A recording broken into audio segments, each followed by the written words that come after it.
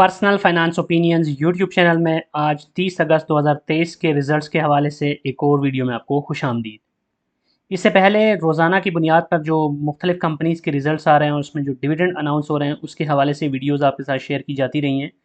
लेकिन आज की जो वीडियो है ये थोड़ी सी मुख्तलिफ है। पावर सेक्टर यानी कि एनर्जी सेक्टर में से दो कंपनीज़ ऐसी हैं कि जिनके आज जब रिज़ल्ट्स अनाउंस हुए तो दोनों कंपनीज़ लोअर ला की तरफ चली गई। और ये वो कंपनीज़ हैं कि जिनसे शेयर होल्डर्स को बहुत ज़्यादा एक्सपेक्टेशंस थी अच्छे डिविडेंड की, लेकिन ऐसा ना हुआ और इसीलिए मैंने यहाँ कैप्शन में भी लिखा है कि दिल के अरमां आंसुओं में बह गए, क्योंकि बहुत सारे लोगों की जो अरमान है वो बज़ाहिर नज़र आ रहा था कि जिस तरह शेयर लोअर ला की तरफ गया और यकदम से इसको बहुत नेगेटिवली लिया गया, तो वो एक्सपेक्टेशंस जो लोगों की थी वो पूरी नहीं हुई। इन दोनों कंपनीज़ के रिज़ल्ट के हवाले से डिटेल्स आपके साथ शेयर की जाएंगी कि फ़ाइनेंशियली इन दोनों ने कैसा परफॉर्म किया। इनमें से जो एक कंपनी है वो निशात चूनिया पावर लिमिटेड है और उसने अपना ईयरली रिज़ल्ट अनाउंस किया था, और दूसरी जो है वो सैफ पावर है जिसने हाफ ईयरली रिज़ल्ट अनाउंस किया है। सबसे पहले हम निशात चूनिया पावर लिमिटेड के बारे में बात करेंगे और इस कंपनी के बारे में पिछले काफ़ी दिनों से ये चहमगोइयाँ जारी थीं कि शायद ये भी लाल पीर की तरह और पाक जैन की तरह कोई बड़ा डिविडेंड दे देगी, और बार बार शेयर की प्राइस भी इन्हीं र्यूमर्स की बेस पे उसके ऊपर अप्स एंड डाउन्स देखने में आ रहे थे। लेकिन आज जब रिज़ल्ट अनाउंस हुआ तो उसमें इसने कोई डिविडेंड अनाउंस नहीं किया। अब दोनों जो कंपनीज़ हैं इंटरेस्टिंगली दोनों की सूरत हाल यकसर मुख्तलिफ है। निशात चूनिया और सैफ पावर की, इनमें से एक कंपनी ने डिविडेंड नहीं दिया, लेकिन उसकी ओवरऑल अगर परफॉर्मेंस देखें इन टर्म्स ऑफ अर्निंग तो वो बहुत अच्छी रही।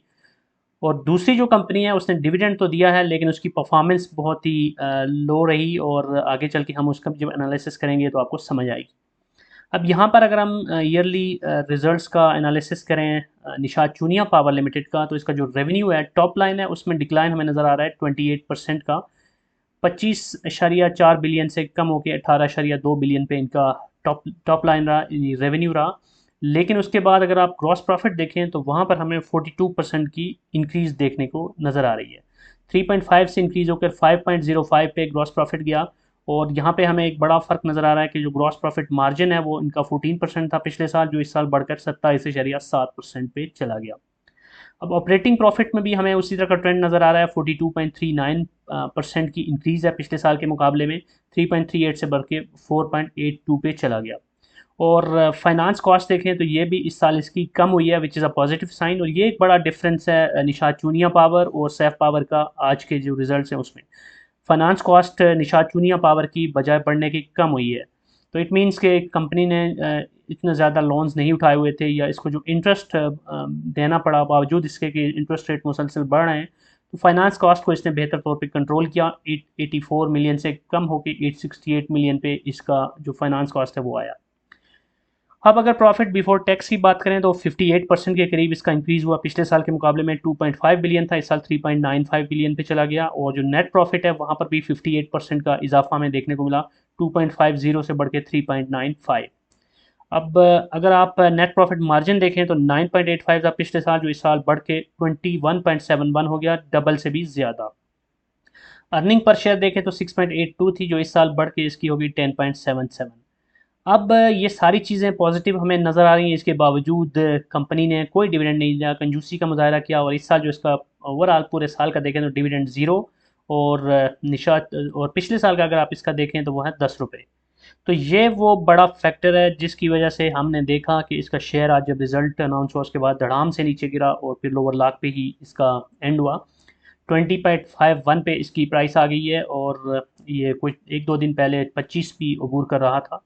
और आज भी इसकी जो प्राइस थी वो 22 से ऊपर थी, और 1.66 का इसमें डिक्लाइन आया। अब सवाल ये पैदा होता है कि इस कंपनी के रिजल्ट्स अगर अच्छे हैं तो इसने डिविडेंड नहीं दिया, तो इसमें हमने क्या स्ट्रेटजी अपनानी है।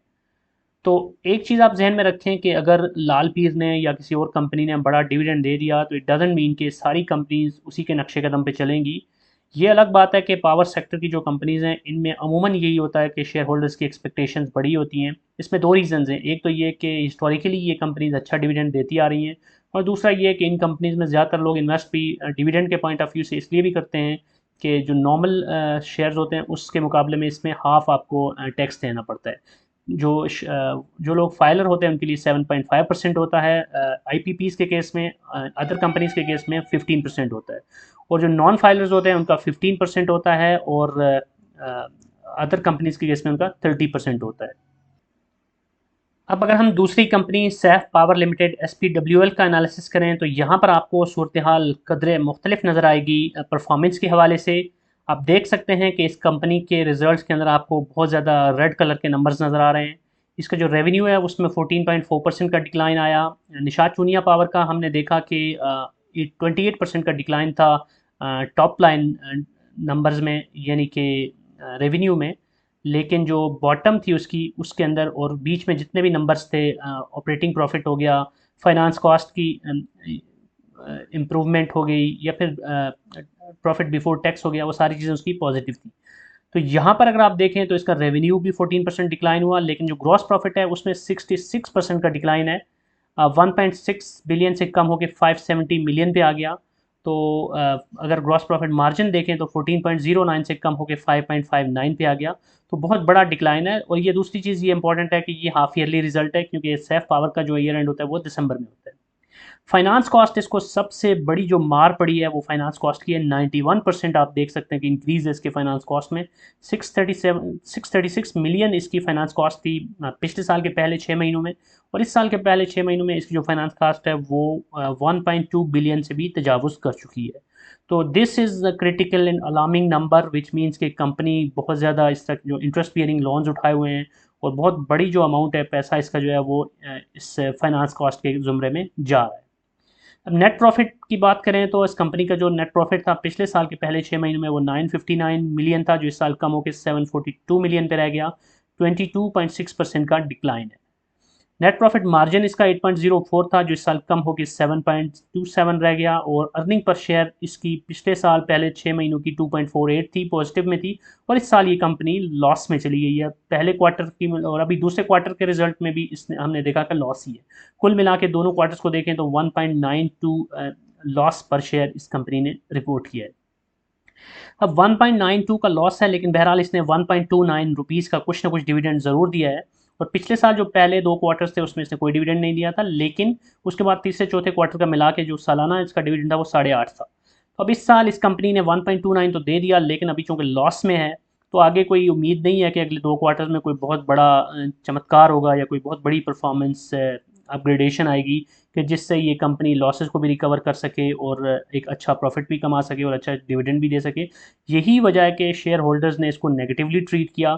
दो रीज़न की वजह से, एक तो ज़्यादातर हमारे शेयर पाकिस्तान स्टॉक मार्केट में जो इन्वेस्टर्स हैं वो ख़ासतौर पे जो डिविडेंड की आस में किसी कंपनी में घुसते हैं, वो तो सिर्फ डिविडेंड का नंबर दे के ही या तो खुश हो जाते हैं या फिर मायूस हो जाते हैं। तो 1.29 एक ऐसी कंपनी से जिससे एक्सपेक्टेशन ज़्यादा थी, इसको नेगेटिवली उन्होंने लिया। और दूसरा ये कि वो लोग जिन्होंने थोड़ा डीपली इसको एनालाइज किया होगा, उन्होंने जब देखा कि कंपनी के हर लिहाज से लॉस में जा रही है, तो इस वजह से भी ये रिज़ल्ट ये निकला कि कंपनी का शेयर आज लोअर लॉक पे चला गया। 19.27 इस वक्त इसकी प्राइस है। आज 1.56 का डिक्लाइन आया, 7.49%।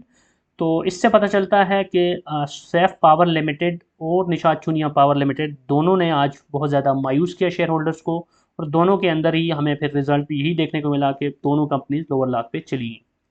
अब इम्पॉर्टेंट चीज़ ये है कि अगर आपने ऑलरेडी इन कंपनीज में इन्वेस्ट कर रखा है तो आपने क्या करना है।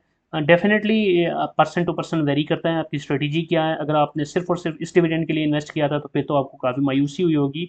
और दूसरी चीज़ ये है कि अगर आप लॉन्ग टर्म इन्वेस्टर्स हैं तो कंपनी के फंडामेंटल्स इंपॉर्टेंट होते हैं।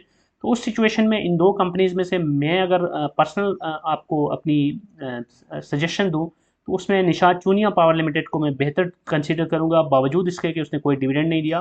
क्योंकि इस कंपनी ने एटलीस्ट प्रॉफिट अच्छा कमाया है, उसकी अर्निंग्स अच्छी हैं, उसकी अर्निंग पर शेयर अच्छी है, विच मीन्स के जिस कंपनी के पास कुछ ना कुछ अर्निंग अच्छी आ रही है तो अभी नहीं भी दिया तो अगले क्वार्टर में आपको बेहतर डिविडेंड दे सकती है, देने की पोजीशन में है। लेकिन वो कंपनी जो कि लॉस में जा रही है और फिर आपको अगर डिविडेंड दे भी देती है तो उस डिविडेंड को आपने वक्ती तौर पर तो एक लॉलीपॉप समझ के आप उसको एंजॉय कर सकते हैं, लेकिन as a long term investor और as a real value investor आपको इस चीज़ के ऊपर बहुत ज़्यादा गौर करना चाहिए कि कंपनी अगर लॉस में गई है, सारे अदाद व शुमार उसके बहुत ख़तरनाक हद तक नेगेटिव हैं, तो फिर उसकी बजाय ऐसी कंपनीज़ को सेलेक्ट करना चाहिए कि जहाँ पर ये सारे इशारे मुस्बत हों। बहरहाल ये थी आज की वीडियो, दो इंपॉर्टेंट कंपनीज़ के हवाले से। बहुत सारे हमारे सब्सक्राइबर्स की ख्वाहिश थी कि इन कंपनीज़ को डिस्कस किया जाए। अगर आपका कोई क्वेश्चन है, कोई भी फीडबैक है, तो आप कमेंट सेक्शन में लिख सकते हैं। अगर आपको ये वीडियो पसंद आई है तो चैनल को सब्सक्राइब करना, वीडियो को लाइक करना, बेल आइकन को प्रेस करना मत भूलिएगा। Thank you very much.